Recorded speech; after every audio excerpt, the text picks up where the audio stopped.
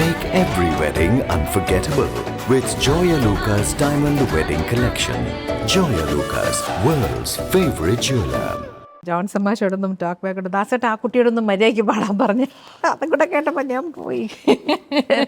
മല്ലിപ്പൂത്തുലഞ്ഞ നീലവാനം. അതെ, ചിത്ര ചേച്ചിയുടെ കൂടെ രണ്ടും പാട്ട് മൂളാനുള്ള ഭാഗ്യം കിട്ടിയല്ലോ എനിക്ക്. മാക്സിമം നമ്പർ പറയാനോണ്ട് ഞാൻ പറയാണ്, 16 പാട്ട് വരെ ഒരു ദിവസം പാടിയിട്ടുണ്ട്. അത് എങ്ങനെയാന്ന് വെച്ചാൽ ഒരു സ്റ്റേജിൽ പോലെ നമ്മളൊന്ന് താഴ്ന്ന് കാണാൻ സമ്മതിക്കാത്ത ഒരാളാണ്. അത്രയും കൂടെ ആര് പാടിയാലും അത്രയും സപ്പോർട്ട് ചെയ്ത് നിർത്തുന്ന ഒരാളാണ്. എന്തോ ഞാൻ പഠിക്കാൻ ഒരു ആവറേജ് സ്റ്റുഡൻ്റ് ആയിരുന്നു. ഞാൻ അങ്ങനെ വലിയൊരു ബ്രില്യൻ്റ് ഒന്നും ആയിരുന്നില്ല. അമ്മ പറയും കയ്യാലപ്പുറത്തെ തേങ്ങ, അങ്ങോട്ടും വീഴാം ഇങ്ങോട്ടും വീഴാം. ഇതിനെ മിക്സിക്കകത്തൊക്കെ ഇട്ടു. എന്നിട്ട് ഞാൻ പറയാണ്, ഇത് അധികം അരയാൻ പാടില്ല. ഈ പറയുമ്പോഴൊക്കെ ഇത് കിറന്ന് ഓടിക്കൊണ്ടിരിക്കുകയാണ് മിക്സി. ഇത്രയും ഭാഗം മാത്രം കട്ട് ചെയ്തിട്ട് ഇട്ടു സോഷ്യൽ മീഡിയയിൽ. പിന്നെ അങ്ങോട്ട് അവിടെ എന്താണെന്നോ ഞാൻ എന്ത് പറഞ്ഞു എന്നോ ഒന്നും അറിയാത്ത ആൾക്കാരാണ് ഇങ്ങനെ ചീത്ത വിളിച്ച് SPB സാറ് ഞാൻ പാടില്ല എന്ന് പറഞ്ഞിട്ട് പോയി. സാറ് പോണ പോലെ എനിക്ക് അത്രയും സീനിയോറിറ്റി എനിക്കില്ലല്ലോ. സാറ് പോയി പാടില്ല എന്ന് പറഞ്ഞിട്ട് അത് എനിക്ക് ശരി വരാത് എന്നിട്ട് അദ്ദേഹം അങ്ങ് പോയി. അഴകിയ രഘുവരനെ അനുദിനവും നിന്നു കോരി വർണ്ണം വർണ്ണം ഇസൈത്തിട എന്നെ തേടി വരണം വരണം.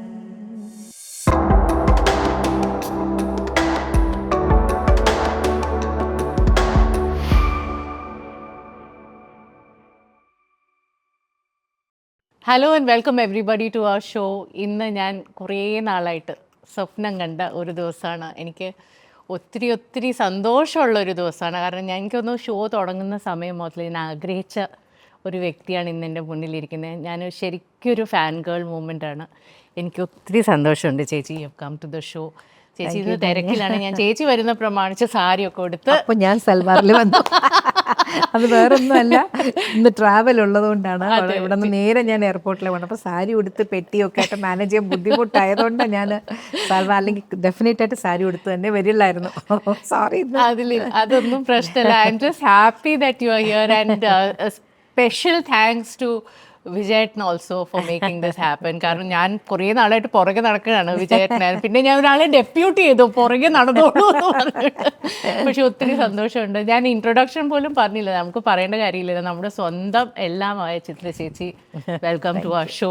വെൽക്കം. താങ്ക് യു ചേച്ചീനെ. ശരിക്കും പറഞ്ഞു കഴിഞ്ഞാൽ ഞാൻ ചിത്ര ചേച്ചി നല്ല വിളിക്കേണ്ടേ, അതിൻ്റെ പ്രിസീഡ്സ് ഒക്കെ പറയണമല്ലോ. പത്മശ്രീ, അതൊന്നും പത്മഭൂഷൺ, ചിത്ര. ഈ ഫാക്ച്വലി നമ്മൾ നമ്മുടെ സ്വന്തം വീട്ടിലൊരാളായിട്ട് നമ്മൾ കരുതുന്നതുകൊണ്ട് നമ്മൾ ഈ കാര്യങ്ങളൊന്നും നമ്മൾ ചിലപ്പം ശ്രദ്ധിക്കാറില്ല. പക്ഷെ ഞാൻ ഈ റിസർച്ചിൻ്റെ ഭാഗമായിട്ട് ഞാൻ എല്ലാം എടുത്ത് നോക്കിയപ്പോഴാണ് എനിക്ക് ശരിക്കും കിളി പോയ അവസ്ഥ എന്നൊക്കെ പറയില്ലേ, അതുമാതിരിയാണ്. പത്മഭൂഷൺ ചേച്ചിക്ക് കിട്ടിയിരിക്കുന്ന 2021 പത്മശ്രീ കിട്ടിയിരിക്കുന്ന 2005. ആ ചേച്ചി. And 18,000 songs. ഇതിൻ്റെ രസം എന്താണെന്ന് പറയാൻ ഞാൻ തന്നെ വർത്താനം പറഞ്ഞുകൊണ്ടിരിക്കും. ഭാര്യയും ഭർത്താവും തമ്മിൽ ഡിസ്കസ് ചെയ്യാണ്, 25,000 ആണോ 15,000 ആണോ. അല്ല, 25,000 എന്നുള്ളതൊക്കെ ഉള്ളത് ഓരോരുത്തർ ഇടുമ്പോൾ അവർ തന്നെ എക്സാജറേറ്റ് ചെയ്ത് ഇടുന്നതാണ് കേട്ടോ. അത്രയില്ല, ഡെഫിനറ്റ് ആയിട്ട് അത്രയില്ല. 18,000 മേലെ വരെ ഉണ്ടാവും. 18,000 ഒക്കെ ചില്ലറ നമ്പേഴ്സ് മാതിരി ആണ് പറയണത്. പിന്നെ അത് പോരാഞ്ഞിട്ട് 6 national award, 6 national awards, and that's like mind blowing numbers. 37 state awards. 37. അതെ, 37 state awards. അവിടെ അവർ തമ്മിലൊരു ഡിസ്കഷൻ ഉണ്ടായിരുന്നു. I don't know what to say, ചേച്ചി. This is an iconic life in front of me and I actually salute this talent pool in front of me. Thank you so much for coming. ഞാൻ ധന്യയ്ക്ക് ഒരു congratulations പറയട്ടെ. കാരണം ധന്യയുടെ interviews ഒത്തിരി പേര് കാണാറുണ്ടെന്ന് എനിക്കറിയാം. എന്നോട് തന്നെ പലരും പറഞ്ഞിട്ടുണ്ട്. ഞാനും പേഴ്സണലി 2-3 ഇൻ്റർവ്യൂസ് ഞാനും കണ്ടിട്ടുണ്ട്. നന്നായിട്ടത് പ്രസൻറ്റ് ചെയ്യുന്നുണ്ട്. ഒരു എന്താ പറയുക, ഒരു സ്റ്റാൻഡേർഡുള്ള ഒരു ഇൻ്റർവ്യൂ ആയിട്ട് തോന്നിയിട്ടുണ്ടല്ലോ. താങ്ക് യു ചേച്ചി. I hope I can live up to your expectations. First time ഞാൻ let me just talk about these 2 important, ഒരു ഇന്ത്യൻ സിവിലിയന് കിട്ടാവുന്ന 3ാമത്തെ ഏറ്റവും വലിയ അവാർഡാണ് പത്മഭൂഷൺ എന്ന് പറയുന്നത്. And that is a big achievement for any citizen of the country. ഒരു പൗരൻ എന്ന നിലയ്ക്ക് വളരെ അഭിമാനമുള്ള ഒരു കാര്യമാണ്. I would like you to know about, tell me the feeling that you had when you heard about the Padma Bhushan? അല്ല, സത്യമായിട്ടും ആദ്യം വിശ്വാസം എങ്ങനെയാ തോന്നുന്നില്ലായിരുന്നു. അല്ല, ആദ്യം പത്മശ്രീ കിട്ടുന്ന സമയത്ത് ഒരു തമിഴ് സംഘമാണ് എൻ്റെ ഇത് അയച്ചത്. അപ്പോൾ വന്ന് വീട്ടിൽ വന്ന് ബയോഡേറ്റയൊക്കെ ചോദിച്ചിട്ട് പോയി. കുന്നക്കുടി വൈദ്യനാഥൻ സാറാണ് അന്ന് അതിന് വേണ്ടി റെക്കമെൻഡ് ചെയ്തതെന്നാണ് ഞാൻ അറിഞ്ഞത്. പിന്നെ അത് കഴിഞ്ഞ് പിന്നെ പത്മഭൂഷൺ എൻ്റെ വിളിച്ച് പറയുമ്പോഴാണ് അറിയുന്നത്. സത്യത്തിൽ അത് മുൻകൂട്ടി അറിയില്ലായിരുന്നു. അങ്ങനെ ആരെങ്കിലും എനിക്ക് വേണ്ടി അപ്ലൈ ചെയ്തിട്ടുണ്ടെന്നുള്ളതൊന്നും എനിക്ക് അറിയത്തില്ലായിരുന്നു. വന്നു കഴിഞ്ഞ ശേഷമാണ് അറിയുന്നത്. അപ്പോൾ സത്യം പറഞ്ഞാൽ അതൊരു സന്തോഷമാണെങ്കിലും ഒരു സ്ഥലത്തൂടെ നമുക്കൊരു ഭയവും കൂടെയാണ്. കാരണം ഒരു വലിയ റെസ്പോൺസിബിലിറ്റി പോലെ നമുക്കത് തോന്നും. തീർച്ചയായിട്ടും. ആരാണ് പറഞ്ഞത് പത്മഭൂഷൺ കിട്ടിയെന്ന്? ചേച്ചിക്ക് ആ ദിവസം ഓർമ്മയുണ്ട്? എന്താണ് സംഭവിച്ചത്? സത്യത്തിൽ ഇപ്പം ഞാൻ മറന്നു. എനിക്ക് കുറേ നാൾ ഓർമ്മയുണ്ടായിരുന്നു. വിജയേട്ടനായിരിക്കും മിക്ക. വിജയൻ ചേട്ടനോട് ആരോ വിളിച്ച് പറഞ്ഞു. ആൻഡ് പത്മശ്രീയുടെ സമയത്തോ ഓർമ്മയുണ്ടോ? പത്മശ്രീയുടെ സമയത്ത് കുന്നക്കുടി വൈദ്യനാഥൻ സാർ വയലിൻ അദ്ദേഹമാണ് വിളിച്ചു പറഞ്ഞത്. And coming to the state awards and the national award, the first national award you got is for Padariya Padupparia. അതെ, സിന്ധു ഭൈരവി എന്ന് മാത്രമേ പറഞ്ഞിട്ടുള്ളൂ. അപ്പം അതിലൊരു ഡിഫിക്കൽട്ടായിട്ട് ഒരു ഡിഫറെൻ്റ് ആയിട്ടുള്ള ഒരു സോങ് ആയിരുന്നു ഡെഫിനറ്റ്ലി പാടറിയൻ. അപ്പം അതായിരിക്കും എന്ന് ഞങ്ങൾ ഉദ്ദേശിക്കുന്നതാണ്. ഫിലിമിൻ്റെ പേര് മാത്രമേ എഴുതിയിട്ടുള്ളൂ, പാട്ടിൻ്റെ പേര് അതിനകത്ത് സ്പെസിഫൈ ചെയ്തില്ല. ആ സമയത്തെ എക്സ്പീരിയൻസ് ആരായിരുന്നു? Music composer Ilaiyaraaja sir. ആ ഒരു ദിവസം, ആ ഒരു that moment is so important. Ilaiyaraaja sir എന്നെ ആദ്യം പാടാൻ വിളിക്കുന്നത് തന്നെ നോക്കത്താ ദൂരത്ത് കണ്ണും നട്ടെന്നുള്ള സിനിമയുടെ തമിഴ് റീമേക്ക് ചെയ്യുമ്പോഴാണ്. അപ്പം അതിൽ ഞാൻ നോക്കത്താ ദൂരത്തിൽ ജെറി മാസ്റ്ററിൻ്റെ മ്യൂസിക്കിൽ ഞാൻ പാടിയിരുന്നു നദിയ മൊയ്തുവിന് വേണ്ടി. അപ്പം ഞങ്ങൾ ഏകദേശം she must be younger to me. പക്ഷെ എന്നാൽ ഏകദേശം ഒരു അടുത്ത പ്രായമായതുകൊണ്ട് വോയിസ് നല്ലോണം മാച്ച് ചെയ്യുന്നുണ്ടെന്ന് പറഞ്ഞിട്ടാണ് രാജാ സാർ എന്ന് ഈ വോയിസ് തന്നെ നമുക്ക് ട്രൈ ചെയ്യാം, വരസൊല്ലുങ്ക എന്ന് പറഞ്ഞു എന്ന് ഫാസിൽ സാറിനോട്. ഈ മൂവി ഇട്ട് കാണിക്കുമ്പോൾ ആരാണ് ഫീമെയിൽ സിംഗർ എന്ന് ചോദിച്ചു. അപ്പോൾ ഒരു ചെറിയ കുട്ടിയാണ് നാട്ടിൽ നിന്ന്. അപ്പോൾ വരസൊല്ലുങ്ക അന്ത വോയിസേ യൂസ് പണിക്കലാം എന്ന് പറഞ്ഞു എന്ന് പറഞ്ഞിട്ട് എന്നെ ഫാസിൽ സാറ് വിളിച്ച് പറഞ്ഞു ഇനിയും റെക്കോർഡിങ്സിന് ചെന്നൈയിൽ പോകുമ്പോൾ ഒന്ന് രാജാ സാറിനെ പോയി മീറ്റ് ചെയ്യണം. ഞാൻ ഫാസിൽ സാർ തമാശ പറയാമെന്ന് വിചാരിച്ചു. രാജാ സാർ അങ്ങനെ പറയുമോ എന്നൊക്കെ നമുക്ക് തോന്നിപ്പോയി. അപ്പോൾ അത് കഴിഞ്ഞപ്പോൾ ദാസേട്ടൻ്റെ അന്ന് പി എ ആയിരുന്നു കുഞ്ഞുണ്ണിച്ചേട്ടനുണ്ട്, വയലിനിസ്റ്റാണ് അദ്ദേഹം, പാലക്കാടുണ്ട് ഇപ്പോൾ.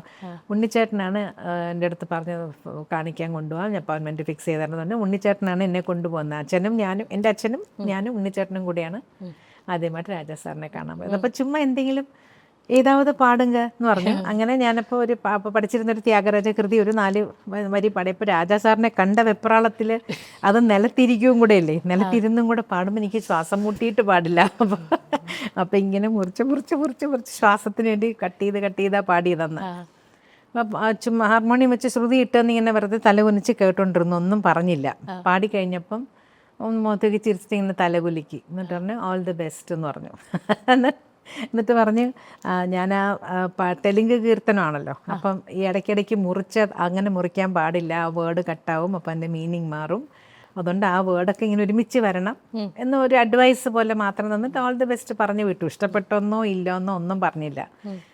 പക്ഷെ നമുക്ക് ആ ഒരു ടെൻഷനിൽ നിന്ന് വെളി വന്നു കഴിയുമ്പോൾ ഒരു സമാധാനം ഉണ്ടല്ലോ. അപ്പം അങ്ങനെ ഞാൻ വിളിച്ചില്ലെങ്കിൽ ഇപ്പം വിളിച്ചാൽ സന്തോഷം, ഇല്ലെങ്കിൽ അത് അങ്ങനെ നമ്മൾ ഒന്നും എക്സ്പെക്റ്റേഷൻ ഇല്ലാണ്ടാണ് ഞാൻ പോയതും. അപ്പോൾ അത് കഴിഞ്ഞ് പിറ്റേ ദിവസം രാവിലെ ആയപ്പോൾ അവിടെ നിന്നൊരു കോള് വന്നു, ഒരു പാട്ടുണ്ട് വരാൻ പറഞ്ഞിട്ട്. അങ്ങനെ പോയിട്ടാണ് പൂജയ്ക്കെയ്ത്ത പൂവിത് എന്ന് പറഞ്ഞൊരു പാട്ട് പാടിയത്. ഒരു ഗെയിം ചേഞ്ചർ ആണെന്ന് അന്ന് തോന്നിയായിരുന്നോ ശരിക്കും? തീർച്ചയായിട്ടും അതൊരു ടേണിംഗ് പോയിന്റ് തന്നെയായിരുന്നു. മറ്റുള്ള മ്യൂസിക് ഡയറക്ടേഴ്സ് എല്ലാ ലാംഗ്വേജസിലുള്ളവരൊക്കെ എന്നെ പാടാൻ വിളിക്കാൻ കാരണം തന്നെ രാജ പഠിച്ച കുട്ടി എന്നുള്ളൊരു അങ്ങനെ ഇളയരാജ കിട്ട പാടിയിരിക്കുന്ന അതൊരു വലിയൊരു അഡ്രസ്സായിരുന്നു എനിക്ക്. തീർച്ചയായിട്ടും രാജാ സാറ് പാടിച്ചു എന്ന് പറഞ്ഞാൽ എന്തെങ്കിലും ടാലൻ്റ് ഉണ്ട് എന്നുള്ളൊരു വിശ്വാസം അവിടെ എല്ലാവർക്കും. അങ്ങനെയാണ് എന്നെ മറ്റുള്ള ലാംഗ്വേജസിൽ ഇപ്പം തെലുങ്കിൽ സത്യം എന്ന് പറഞ്ഞാൽ അദ്ദേഹത്തിനാണ് ആദ്യം പാടിയത്, കന്നഡയിൽ രംഗാറാവു, അങ്ങനെ ഇവരുടെയൊക്കെ മ്യൂസിക്കിൽ പാടാൻ എനിക്ക് ഓപ്പർച്യൂണിറ്റി വന്നത്. പിന്നെ എല്ലാ റെക്കോർഡിങ്സും അന്ന് ചെന്നൈയിൽ തന്നെയായിരുന്നു. എല്ലാ ലാംഗ്വേജസും മലയാളം, തമിഴ്, തെലുങ്ക്, ഹിന്ദി ഒഴികെ ബാക്കിയെല്ലാം അവിടെ റെക്കോർഡ് ചെയ്യുമായിരുന്നു. അപ്പം എല്ലാവർക്കും ഒരാൾ പുതിയതായിട്ട് വന്നു കഴിഞ്ഞാൽ ഇങ്ങനെ പെട്ടെന്ന് എല്ലാവരും അറിയുമല്ലോ, മ്യൂസീഷ്യൻസ് വഴി തന്നെ അറിയാം. അങ്ങനെയാണ് എന്നെ മറ്റുള്ള ലാംഗ്വേജസിൽ ഒത്തിരി പാടാൻ വിളിച്ച് തുടങ്ങിയത്. അതിനിടയ്ക്ക് ഒരു കുസൃതി ചോദ്യം ചോദിക്കട്ടെ, ചേച്ചി വന്നു കഴിഞ്ഞപ്പോഴേ അവിടെ എസ്റ്റാബ്ലിഷ്ഡ് ആയിട്ടുള്ള വലിയ വലിയ പേരുകളൊക്കെ ഉണ്ടായിരിക്കുമല്ലോ, തുരുതുര പാട്ടുകൾ വന്നപ്പോൾ ഭയങ്കര കുശുപ്പായിരുന്നില്ലേ എല്ലാവർക്കും? അയ്യോ, അങ്ങനെയല്ല കേട്ടോ, സത്യം പറഞ്ഞാൽ അങ്ങനെയല്ല. അവർക്കൊക്കെ എന്നെ ഒരു മോളെ പോലെയായിരുന്നു. ഇപ്പോൾ സുശീലമ്മയാണെങ്കിലും ജാനകിയമ്മയ്ക്കൊക്കെ ശരിക്കും ഞാൻ വയറ്റി പറക്കാത്ത മോളാണല്ലോ എന്ന് പറഞ്ഞിട്ട് വരെയുണ്ട്. അത്രയ്ക്ക് സ്നേഹമായിരുന്നു. എനിക്ക് അങ്ങനെ ഒരു എന്താ പറയണ്ട, ഒരു envy അങ്ങനെ ആരെടുത്തോ, envy എന്നല്ല, അങ്ങനെ എന്നെ ഒരു എനിമിയായിട്ട് അങ്ങനെ ആരും കണ്ടിട്ടില്ല. അവർക്ക് എല്ലാവർക്കും ഒരു സ്നേഹം തന്നെയായിരുന്നു എൻ്റെ അടുത്ത്. അപ്പോഴത്തെ ഐക്കോൺസ് എന്ന് പറഞ്ഞു കഴിഞ്ഞാൽ പി സുശീല, ജാനകിയമ്മ, എസ് ജാനകി, വാണിയമ്മ, പിന്നെ എല്ലാവരും ഈശ്വരി അമ്മ ഉണ്ടായിരുന്നു, വസന്ത അമ്മ ഉണ്ടായിരുന്നു, ജമുന റാണിയമ്മ, ജിക്കിയമ്മ, അവരൊക്കെ അന്ന് ഇൻഡസ്ട്രിയിലുള്ള ആൾക്കാർ തന്നെയായിരുന്നു. ഇവരുടെ എല്ലാവരുടെയും കൂടെ ഓരോ പാട്ടൊക്കെ വെച്ച് ഞാൻ പാടിയിട്ടുമുണ്ട്. പക്ഷെ എന്നെ കാണുമ്പോൾ എല്ലാവർക്കും ഭയങ്കര ഒരു സ്നേഹം തന്നെയായിരുന്നു. കാണുമ്പോൾ ഇങ്ങനെ പിടിക്കും, ഉമ്മ വയ്ക്കുകയൊക്കെ. ഞാൻ വളരെ ചെറുതുമായിരുന്നു അന്ന്. അപ്പം അതുകൊണ്ട് ആർക്കും ഒരു അങ്ങനത്തെ ഒരു നെഗറ്റീവ് ആർക്കും ഉണ്ടായിരുന്നില്ല. എല്ലാവർക്കും വലിയ സ്നേഹം തന്നെയായിരുന്നു. ഈ 3 പേരുടെ കാര്യം, കാരണം എനിക്ക് അന്നൊക്കെ ഞാൻ കുട്ടിയാണ്, അപ്പം ഞാൻ ഈ പാട്ടുകളൊക്കെ കേൾക്കുന്നുണ്ടെങ്കിൽ ആരാണ് പാടുന്നതെന്നൊന്നും അറിയില്ല. പക്ഷെ ചിത്ര ചേച്ചിക്ക് അപ്പോൾ അവരുടെ എന്തായിരുന്നു ഓരോരുത്തരുടെയും ഡിസ്റ്റിങ്ക്റ്റ് ആയിട്ടുള്ള ഒരു ക്യാരക്ടറിസ്റ്റിക്കോ ക്വർക്കോ ഒരു വാണി ജയറാം ആൻഡ് പി സുശീല, ഈ പറഞ്ഞ 3 പേർക്കും അവരുടെ ഐഡന്റിറ്റി ഉള്ള ആൾക്കാരായിരുന്നു. സുശീലാമ്മയുടെ ആണെങ്കിലും വോയിസ് ഒരു പെക്യൂലിയർ വോയിസ് ആണ്. അതൊരു ചെറിയൊരു ചില പാട്ടുകൾക്ക് നമുക്കൊരു ചെറിയൊരു മൂക്ക് ടോൺ തോന്നും. അത് ബ്യൂട്ടിഫുൾ ആയിട്ടുള്ളൊരു നേസൽ ടോൺ തോന്നും. വാക്കുകൾ ഭയങ്കര ക്ലിയർ ആയിട്ട്, ഉച്ചാരണമൊക്കെ നല്ല സ്പഷ്ടമായിട്ടാണ് പറയണ സുശീലാമ്മയുടെ. അപ്പം അങ്ങനെ സുശീലാമ്മയുടെ എവിടെ കേട്ടാലും നമുക്കിത് സുശീലാമ്മ എന്നറിയാം. അപ്പം സുശീലാമ്മയുടെ ഒരുപാട് പാട്ടുകൾ ഞാൻ എൻ്റെ കുട്ടിക്കാലത്ത് സ്റ്റേജുകളിലൊക്കെ പാടിയിട്ടുമുണ്ട്. അതുപോലെ ജാനകിയമ്മയുടെ പറയുകയാണെങ്കിൽ ഇത്രയും ഒരു ഭാഷ അറിയാമോ അറിയില്ലേ എന്നുള്ളതിനേക്കാളും പാടുന്ന ഓരോ പാട്ടുകൾക്കും കൊടുക്കുന്ന എക്സ്പ്രഷൻ, അത് ജാനകിയമ്മയൊക്കെ വെച്ച് വെക്കാൻ വേറൊരാളില്ല. അത്രയ്ക്ക് എക്സ്പ്രസീവായിട്ടാണ് ഓരോ വോയിസ് കൊടുക്കുന്ന മോഡുലേഷൻ ആവട്ടെ, ഓരോ അറിഞ്ഞൂടാത്ത ഭാഷയാണ് പാടുന്നെങ്കിലും ആ ഓരോ വേർഡിന് വേണ്ട അനുസരിച്ചിട്ടുള്ള ഭാവം ആ ശബ്ദത്തിൽ വരും. ജാനകിയമ്മയുടെ സ്പെഷ്യാലിറ്റി എക്സ്പ്രഷൻ എന്നുള്ളത് തന്നെയാണ്. ഏറ്റവും കൂടുതൽ നമ്മൾ അട്രാക്ട് ചെയ്യുന്നത് അമ്മയുടെ എക്സ്പ്രഷനും മോഡുലേഷൻസും ഒക്കെയാണ്. ഓരോ പാട്ടൊക്കെ നമ്മൾ പറയും, ഒരു പറഞ്ഞു കൊടുക്കാതെയല്ലേ ഇത് ഒരു സിറ്റുവേഷൻ ഇതാണെന്ന് പറയുമ്പോൾ ഒരു ഇമാജിനേഷനിലല്ലേ അത്രയും പാടുന്നത്. അപ്പം അതൊരു വലിയ, തീർച്ചയായിട്ടും ഞങ്ങളൊക്കെ വരുന്ന സമയത്ത്, ഇപ്പം എൻ്റെ ജനറേഷൻ മുതൽ താഴോട്ടുള്ള ജനറേഷൻ നോക്കുകയാണെങ്കിൽ ഇവരൊക്കെ നമുക്കൊരു ഐക്കണായിട്ടുണ്ട് മുമ്പിൽ. ഒരു പാട്ട്, ഒരു സിറ്റുവേഷൻ പറയുകയാണെങ്കിൽ ജാനകിയമ്മ പാടിയ ആ പാട്ട്, അല്ലെങ്കിൽ സുശീലമ്മ പാടിയ ഈ പാട്ട്, നമുക്കൊരു റെക്കോർഡുണ്ട് മുമ്പിൽ, ഒരു റെഫർ ചെയ്യാനൊരു ബുക്കുണ്ട്. അത് നോക്കി നമുക്കതനുസരിച്ച് നമുക്ക് ചെയ്യാം. പക്ഷെ അതൊന്നും ഇല്ലാത്ത കാലത്താണ് അവർ എത്രയും പാടിയിട്ടുള്ളത് എന്നുള്ളതാണ് ഏറ്റവും കൂടുതൽ. പിന്നെ വാണി ജയറാം, വാണിയമ്മയുടെ ഭയങ്കര ശാസ്ത്രീയ സംഗീതത്തിൻ്റെ ഫൗണ്ടേഷനും, അതെ, കർണാട്ടിക് ബേസ് ഉണ്ട്. പിന്നെ പെട്ടെന്ന് പാട്ട് പഠിക്കാൻ നമ്മൾ ഒരുമിച്ച് വാണിയമ്മയുടെ കൂടെ ഒരുമിച്ച് പാടാൻ, ഞാൻ ഒരുപാട് പാട്ടിൽ വാണിയമ്മയുടെ കൂടെ പാടിയിട്ടുണ്ട്. എത്ര പ്രായമുണ്ട് ആർക്ക്? ചേച്ചിക്ക് എത്ര പ്രായം ഉണ്ടായിരുന്നു ആ സമയത്ത് ഇവരൊക്കെ കൂടെ? ഞാൻ ചെറുതായിട്ട്, ഞാൻ എൻ്റെ എത്ര ഒരു 16 തുടങ്ങിയതല്ലേ, 16 വയസ്സിലൊക്കെ തുടങ്ങിയതാണ്. അപ്പം വാണിയമ്മയുടെ കൂടെ പാടുമ്പോൾ പെട്ടെന്ന് പഠിക്കും. അപ്പം നമുക്കതൊരു ടെൻഷനാണ്. ഒരു പ്രാവശ്യം മ്യൂസിക് പാടുമ്പോഴേക്കും വാണിയമ്മ പാട്ട് പഠിച്ചു കഴിയും. അപ്പോൾ അതിനൊപ്പം ഓടിയെത്തണം എന്നുള്ളത് നമുക്കൊരു വലിയൊരു ടെൻഷനായിരുന്നു. അതുപോലെ ചേച്ചിയുടെ ലൈഫിലെ ഏറ്റവും ഇമ്പാക്റ്റ്ഫുൾ ആയിട്ടുള്ളൊരു വ്യക്തി എന്ന് പറയുന്നത് ദാസേട്ടൻ തന്നെയാണ്. തീർച്ചയായിട്ടും ദാസേട്ടൻ്റെ ഒരു പ്രസൻസ്, ഒരു ഗൈഡൻസ്, ഒരു ബ്ലെസ്സിങ് എന്നും ഉണ്ടായിട്ടുണ്ട്. ദാസേട്ടൻ്റെ കൂടെയുള്ള പെർഫോമൻസസിൽ ദാസേട്ടിൽ നിന്ന് എന്താണ് ചേച്ചി പഠിച്ചത് ആസ് എൻ ആർട്ടിസ്റ്റ്? ഞാൻ ആദ്യം ഒരു വലിയൊരാളുടെ കൂടെ പാടുന്നത് ജയേട്ടൻ്റെ കൂടെയാണ്. എൻ്റെ ഫസ്റ്റ് സ്റ്റേജ് എന്ന് പറഞ്ഞാൽ ഒരു 2-3 പ്രോഗ്രാം ഞാൻ ജയേട്ടനോടൊപ്പം പാടി. അതിന് ശേഷമാണ് ഞാൻ ദാസേട്ടൻ്റെ കൂടെ പാടാൻ വരുന്നത്. ജയേട്ടൻ്റെ കൂടെ പാടുമ്പോൾ ഞാൻ ഫിലിമിലൊന്നും പാടിയിട്ടില്ല. ട്രിവാൻഡ്രത്ത് ജയേട്ടൻ്റെ പ്രോഗ്രാം കൂടെ പാടാൻ ഒരു കുട്ടിയെ വേണം എന്ന് പറഞ്ഞപ്പോൾ നമ്മുടെ മ്യൂസീഷ്യൻസ് തന്നെയാണ് എന്നെ സജസ്റ്റ് ചെയ്ത് അങ്ങനെ എന്നെ വിളിച്ച് പാടിച്ചത്. ദാസേട്ടൻ്റെ കൂടെ പാടുമ്പോൾ ഞാൻ മുമ്പ് ദാസേട്ടൻ്റെ കൂടെ ഒരു പാട്ട് ഫിലിമിൽ ഓൾറെഡി പാടിയിട്ടുണ്ട്. ഞാൻ ഏകനാണെന്ന് പറഞ്ഞ ഫിലിമിൽ പാടിയ ശേഷമാണ് ഇപ്പം അന്ന് പിന്നെ സുജു ആയിരുന്നു അന്ന് സ്ഥിരമായിട്ട് ദാസേട്ടൻ്റെ കൂടെ പാടുക. അപ്പം സുജുവിന് എന്തോ ഒരു ഹെൽത്ത് ഇഷ്യൂ വന്ന സമയത്താണ് എന്നെ വിളിച്ചത്. ട്രിവാൻഡ്രത്ത് ആ ഒരു കുട്ടി പാടിയല്ലോ എന്ന് പറഞ്ഞിട്ട് അങ്ങനെയാണ് എന്നെ വിളിച്ചത്. അങ്ങനെ പോയി ദാസേട്ടൻ്റെ കൂടെ പിന്നെ ഞാൻ കുറേ സ്റ്റേജ് ഒരുമിച്ച് പാടി. എനിക്ക് 100-150 പ്രോഗ്രാമെങ്കിലും ദാസേട്ടൻ്റെ ഒപ്പം ഞാൻ പാടി കാണുമെന്ന് വിചാരിക്കുന്നു. ആ ഒരു ഇടയ്ക്ക് ഫുള്ള് ദാസേട്ടൻ്റെ കൂടെയുള്ള കോൺസേർട്സ് പോയിരുന്നു. ഓരോ തവണ പോകുമ്പോഴും നമുക്കൊരു ലേണിംഗ് എക്സ്പീരിയൻസ് തന്നെയാണ്. കൂടെ നിന്ന് പാടുന്നതും ദാസേട്ടൻ മൈക്കിനെ ഫേസ് ചെയ്യുന്നത് എങ്ങനെയാണ്. പിന്നെ എന്നെ ചില ആപത് ഘട്ടങ്ങളിൽ നിന്ന് രക്ഷിച്ചിട്ടുമുണ്ട്, അതും പറയണം കേട്ടോ. ആദ്യമായിട്ട് ജോൺസൺ മാഷിന് പാടാൻ പോകുമ്പോൾ ജോൺസൺ മാഷ് ഇത്തിരി ഒരു പെട്ടെന്നൊരു ദേഷ്യമൊക്കെ വരുന്നത് നമുക്കൊരു ചെറിയ പേടിയാവും. മാഷിന്റെ അടുത്ത് അങ്ങനെയല്ലേ പെട്ടെന്ന് ദേഷ്യം വരുന്ന പാടുന്ന ജയേട്ടൻ അങ്ങനെയില്ല. അങ്ങനെ മൂഡ്സ് ഒന്നും കാണിച്ച് റെക്കോർഡിങ്ങിന് വരുമ്പോൾ ഭയങ്കര തമാശയും ബഹളമൊക്കെയാണ് ജയേട്ടനും. അങ്ങനെ ഒരു ഭയങ്കര നമുക്ക് കാണുമ്പോൾ ഒരു സീരിയസ് ആയിട്ട് തോന്നുമെങ്കിലും പക്ഷെ അങ്ങനെയല്ല. ജയേട്ടൻ വളരെ വളരെ സരസനാണ്. ചിലപ്പോൾ ഒക്കെ ഒരു ഫുൾ ഡേ ഒക്കെ ഇരുന്ന് സംസാരിക്കും. നമ്മുടെ വീട്ടിലൊക്കെ വന്നു കഴിഞ്ഞാൽ ചിലപ്പോൾ ഒരു ദിവസം മുഴുവൻ ഇത് ഭയങ്കര ഒരുപാട് കഥകളൊക്കെ പറയും. നമുക്ക് ഭയങ്കര രസമാണ് ജയേട്ടൻ വന്നു കഴിഞ്ഞാൽ വർത്തമാനം പറഞ്ഞിരിക്കാൻ കേട്ടോ. അങ്ങനെ അത്രയും സരസനായിട്ട് സംസാരിക്കുന്ന ഒരാളാണ് ജയേട്ടൻ. പക്ഷെ പാട്ടിൻ്റെ കാര്യം വരുമ്പോൾ സ്ട്രിക്റ്റ് ആയിട്ട് പാടുകയും ചെയ്യും. അപ്പോൾ അത് ജോൺസൺ മാഷിന്റെ റെക്കോർഡിങ്, അത് നമ്മുടെ ബാലേന്ദ്ര മേനൻ സാറിന്റെ കേൾക്കാത്ത ശബ്ദം എന്നുണ്ടെന്നൊരു സിനിമ ഉണ്ടായിരുന്നു. അതിലത്തെ ഒരു പാട്ടുണ്ട്, മാണിക്യ പുന്നാര പെണ്ണ് വന്നൊരു പാട്ട്. ആ പാട്ടിനകത്ത് ഫുൾ പാട്ട് ദാസേട്ടനാണ്. അതിനകത്ത് 3 ചരണം വരും. ആ 3ാമത്തെ ചരണത്തിന് തൊട്ട് മുമ്പ് ഒരു ഹമ്മിങ്, അതാണ് എനിക്കുള്ളത്. അപ്പോൾ പഠിപ്പിച്ചൊക്കെ തന്നു. എന്താണോ എനിക്ക് അറിഞ്ഞൂടെ, നമ്മുടെ ടെൻഷൻ കൊണ്ടാന്ന് വെച്ചാൽ ജോൺസൺ മാഷ് ഇത്തിരി നമുക്ക് ജോൺസൺ മാഷ് എന്ന് പറയുമ്പോൾ ഉള്ളൊരു പേടിയും പിന്നെ റെക്കോർഡിങ് അതൊക്കെ നമ്മുടെ ആദ്യകാലത്തെ അല്ലേ. അപ്പം ബേസിക്കലി ഒരു ഭയങ്കര പേടിയുണ്ട് മനസ്സിൽ. ആ സ്ഥലം വരുമ്പം എന്ന് വരണം, ഞാൻ അവിടെ നിന്നു താഴേക്ക് വരുന്നത് അത് മറന്നു പോണു. അവിടെ വരുമ്പോൾ എന്തോ അവിടെ സ്റ്റക്കായി പോണു. അങ്ങനെ ഞാൻ അപ്പം ഇത്രയും പാടി വന്നിട്ട് ലാസ്റ്റ് പോർഷനല്ലേ ഇത് വരുന്നത്. ഞാൻ കാരണം പിന്നെയും ആദ്യം പോലെ എടുക്കണം. അന്ന് ഇന്നത്തെ പോലത്തെ ടെക്നോളജി ഒന്നും വളർന്നിട്ടില്ല. തെറ്റിപ്പോയാൽ വീണ്ടും ആദ്യം പോലെ തന്നെ വരണം. അപ്പം ഞാൻ കാരണം പിന്നെയും 2 ടേക്കായി. അപ്പോഴേക്ക് എനിക്കങ്ങ് BP കൂടാൻ തുടങ്ങി. എനിക്ക് എന്താ, നമുക്ക് ടെൻഷൻ കയറി കഴിയുമ്പോൾ പിന്നെ തെറ്റേ വരുള്ളൂ. അപ്പോൾ അന്ന് ആ സമയത്ത് ജോൺസൺ മാഷോടൊന്നും ടോക്ക് ബാക്ക് ദാസേട്ട ആ കുട്ടിയോടൊന്നും മര്യാദയ്ക്ക് പാടാൻ പറഞ്ഞു. അതും കൂടെ കേട്ടപ്പോൾ ഞാൻ പോയി, എൻ്റെ കൈ വിട്ടു പോയി. പക്ഷെ ഇന്നും ഞാൻ നന്ദിയോടെ അത് ഓർക്കും. ഞാൻ ദാസേട്ടനെ കുറിച്ച് ദിവസവും ദാസേട്ടന് വേണ്ടി പ്രാർത്ഥിക്കുന്നത്, അദ്ദേഹത്തിന് വേണ്ടി എപ്പോഴും ഞാൻ മനസ്സുകൊണ്ട് പ്രാർത്ഥിക്കുന്നുണ്ട്. അന്ന് ദാസേട്ടനും കൂടെ ചൂടായിരുന്നെങ്കിൽ ഞാൻ അന്ന് പാടാതെ തന്നെ പോകേണ്ടി വന്നേനെ. ദാസേട്ടൻ അന്ന് ട്രിവാൻഡ്രത്ത് തരങ്ങിണി സ്റ്റുഡിയോയിലായിരുന്നു റെക്കോർഡിങ്. അപ്പം ദാസേട്ടൻ്റെ മൈക്ക് അവിടെയും എൻ്റെ ഈ അറ്റത്തുമാണ് വെച്ചിരിക്കുന്നത്. ലീക്കേജ് വരാൻ പാടില്ലല്ലോ. അപ്പം അങ്ങനെ അപ്പോൾ ആ BGM ആയപ്പോൾ ദാസേട്ടൻ്റെ ഹെഡ്ഫോണ് ഊരി അവിടെ വെച്ചിട്ട് വേഗം എൻ്റെ അടുത്തോട്ട് വന്നിട്ട് എനിക്കിങ്ങനെ കൈ കൊണ്ട് കാണിച്ചു തന്നു ആ നോട്ടിലേക്ക് ഇങ്ങനെ വരാൻ. ഇങ്ങനെ കാണിച്ചു തന്നു ആ നോട്ട്. അപ്പോഴാണ് ഞാൻ ശരിയായിട്ടത് പാടിയത്. പക്ഷെ അദ്ദേഹത്തിന് അതിൻ്റെ ആവശ്യമില്ല. ഉണ്ടോ, ഞാനൊരു എത്ര ചെറുതാണ് ഞാൻ. അപ്പം ഞാൻ ഒന്നും ആയിട്ടില്ല, വേണ്ട വിട്ട് കളയാനുള്ളതേ ഉള്ളൂ. പക്ഷേ അത്രയും എഫേർട്ട് എടുത്ത് വന്ന് നിന്ന് എന്നെ അന്ന് ആ ഒരു ക്രൈസിസ് നിന്ന് ദാസേട്ടൻ രക്ഷപ്പെടുത്തിയെന്ന് ഞാൻ പറയണം. അത് ആദ്യത്തെ ആയിരുന്നു സോങ്, ദാസേട്ടൻ്റെ ഒപ്പമുള്ള ആദ്യത്തെ പാട്ടുകളിൽ ഒന്ന്. ഫസ്റ്റ് റെക്കോർഡിംഗ് അല്ല, ഫസ്റ്റ് റെക്കോർഡിംഗ് മറ്റേ പ്രണയവസന്തം തളിരണിയുമ്പോൾ, അതാണ് ആദ്യമായിട്ട് പാടിയത്.